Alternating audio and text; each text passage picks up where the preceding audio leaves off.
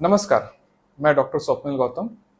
आज हम Aedes mosquito के द्वारा डेंगू फीवर या डेंगू के बारे में कुछ बातें करेंगे।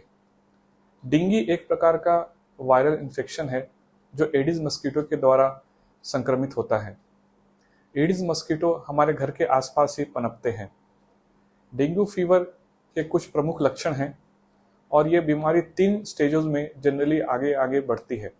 पहला स्टेज, जिसे हम फेब्राइल स्टेज बोलते हैं, इसमें मरीज को काफ़ी तेज बुखार आना, मांसपेशियों या जोड़ों में दर्द होना, पेट में दर्द होना, मतली आना और इसमें अन्य प्रकार के सिम्टम्स भी हो सकते हैं, जैसे त्वचा पे लाल दाग धब्बे आना या शरीर के कहीं से भी रक्तस्राव होना, जैसे मुंह से खून निकलना या लेडीज़ को हेवी मेंसेस होना, नाक से खून जाना, इस प्रकार की सिम्टम्स हो सकते हैं।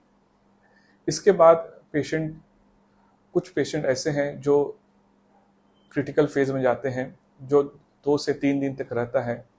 इस दौरान पेशेंट के अंदर ब्लड प्रेशर की कमी हो सकती है, जिसे हम शॉक बोलते हैं। पेशेंट को रक्तस्राव हो सकता है, जिसे हम डेंगू हेमरेजिक फीवर बोलते हैं।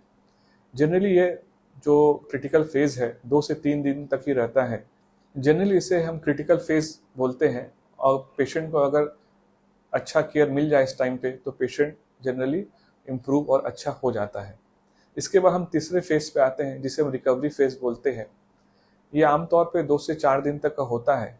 इसमें पेशेंट्स के जितने भी पहले के सिम्टम्स हैं वो सारे सिम्टम्स ठीक होने लगते हैं, लेकिन पेशेंट को थकावट, कमजोरी, सुस्ती या जोड़ों और मांसपेशियों में दर्द कुछ हफ्तों तक भी रह सकती है।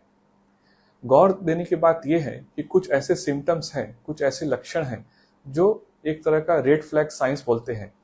रेड फ्लैग साइंस मतलब अगर किसी व्यक्ति में ये लक्षण पाए जाएं तो उन्हें यथाशीघ्र आसपास के डॉक्टर को संपर्क करना चाहिए, जैसे कि तेज बुखार आना, बुखार का बिल्कुल कम ना होना, मांसपेशियों जोड़ों में काफ़ी ज़्यादा दर्द होना, पेट में दर्द होना, बेचैनी होना, काफ़ी कमजोरी होना, पेशेंट को खाने पीने में कठिनाई का सामना करना पड़ा है या कहीं ना कहीं से रक्तस्राव हो, इस प्रकार के अगर लक्षण दिखे तो उन्हें को तुरंत अपने नजदीकी निकटतम डॉक्टर से संपर्क करना चाहिए।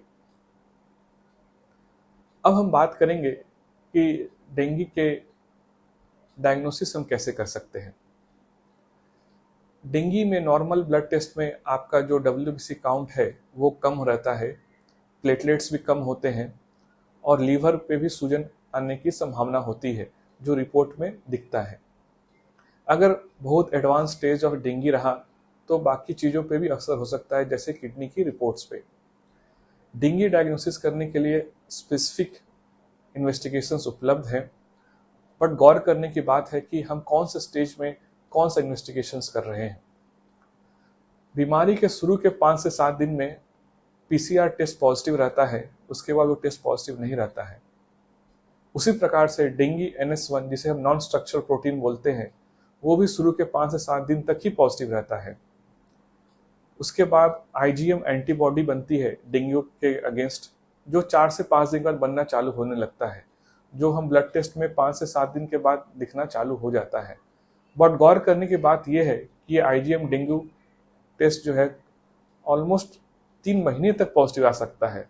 तो किसी पेशेंट को आप केवल IgM डेंगू पे ऊपर ही डायग्नोस करना थोड़ा सा कठिन हो जाता है।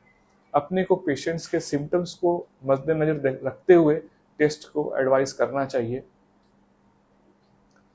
अब हम बात करेंगे कि हम डेंगू का ट्रीटमेंट क्या कर सकते हैं। जैसा हमने पहले बात की, डेंगू एक प्रकार का वायरल इन्फेक्शन है और इसके ऊपर कोई स्पेसिफिक कोई एंटीवायरल उपलब्ध नहीं है और एंटीबायोटिक का तो बिल्कुल भी रोल नहीं है। जहाँ तक संभव हो सके अपने डॉक्टर से, अपने चिकित्सक से आप एंटीबायोटिक की मांग ना करें, क्योंकि एक प्रकार का वायरल इन्फेक्शन है जो 80 से 85% ऑफ पेशेंट में अपने आप समय के साथ ठीक हो जाता है। जो पेशेंट एडमिट होते हैं उनको अगर खाने पीने में असुविधा है, दिक्कत है, तो उनको सलाइन की ज़रूरत पड़ती है या उन्हें पेट में दर्द हो या वॉमिटिंग हो रही हो तो सिम्टम्स के हिसाब से ट्रीटमेंट दिया जाता है।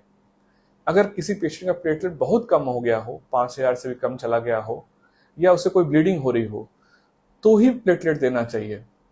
बहुत बार हमने देखा है कि पेशेंट्स को अनावश्यक प्लेटलेट्स चढ़ाए जाते हैं, जिससे काफ़ी ज़्यादा दुष्परिणाम होते हैं।